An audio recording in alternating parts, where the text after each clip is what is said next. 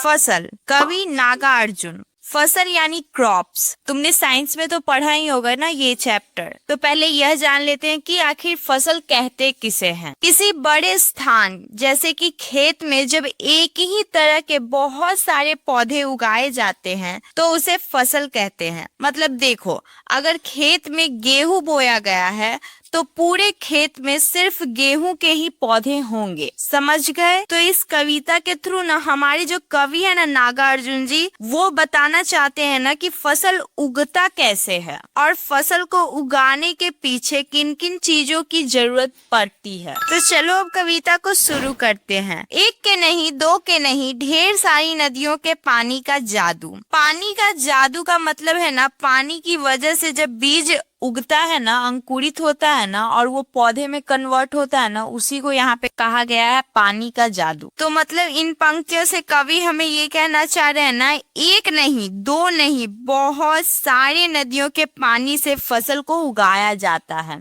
मतलब देखो, ध्यान से सुनो इसे। फसल सिर्फ एक जगह नहीं होता, बहुत सारे क्षेत्रों में फसल उगाया जाता है। तो हर जगह खेतों में पानी अलग अलग नदियों से मिलता है। जैसे कहीं पर गंगा नदी है तो कहीं पर यमुना नदी है, कहीं पे नर्मदा नदी है। तो मतलब देखो, हर जगह ना अलग अलग नदियां पाई जाती है। इसीलिए यह नहीं कहा गया है कि एक नदी का पानी, बल्कि यह कहा गया है कि ढेर सारी नदियों का पानी। एक के नहीं, दो के नहीं, लाख लाख कोटि कोटि हाथों के स्पर्श की गरिमा। कोटि कोटि मतलब करोड़ों, यानी बहुत सारे। स्पर्श मतलब छूना या मेहनत करना। गरिमा मतलब सम्मान या महत्व। तो इन पंक्तियों में ना कवि कह रहे हैं ना कि एक नहीं, दो नहीं, बल्कि लाखों और करोड़ों यानी बहुत सारे हाथों की मेहनत का परिणाम यानी रिजल्ट है फसल।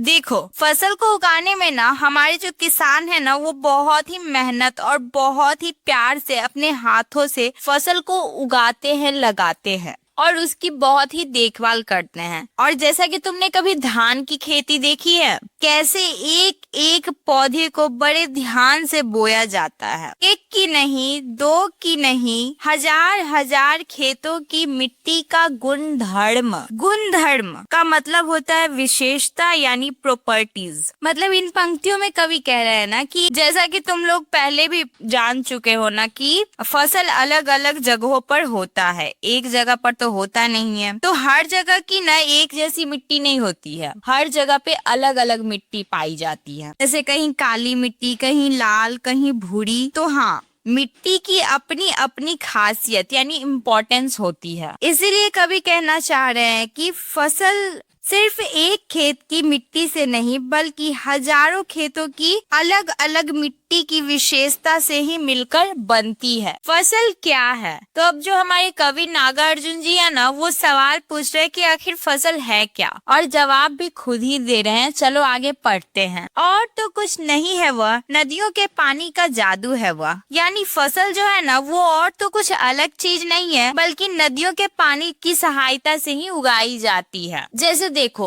अगर तुम किसी भी खेत में केवल बीजों को बो दो और उसमें पानी ही ना डालो, तो क्या वो कभी फसल में कन्वर्ट होगा? नहीं होगा। तो अगर ध्यान से देखा जाए तो एक तरह का ये जादू ही है ना, जो कि नदियों की पानी से ही होता है कि पानी नन्हे बीजों को फसल में बदल देती है। हाथों के स्पर्श की महिमा है, यानी फसल बहुत सारे लोगों की मेहनत से उगाई जाती है। मतलब हमारे बहुत सारे किसान मिलकर ना अपने हाथों से खेतों में काम करते हैं, तभी फसल उगती है।